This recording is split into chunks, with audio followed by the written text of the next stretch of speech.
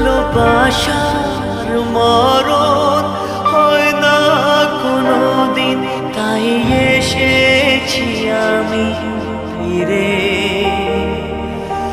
এই হৃদয় তোমাকে আগের মতো সে নিয়েছি আপন করে।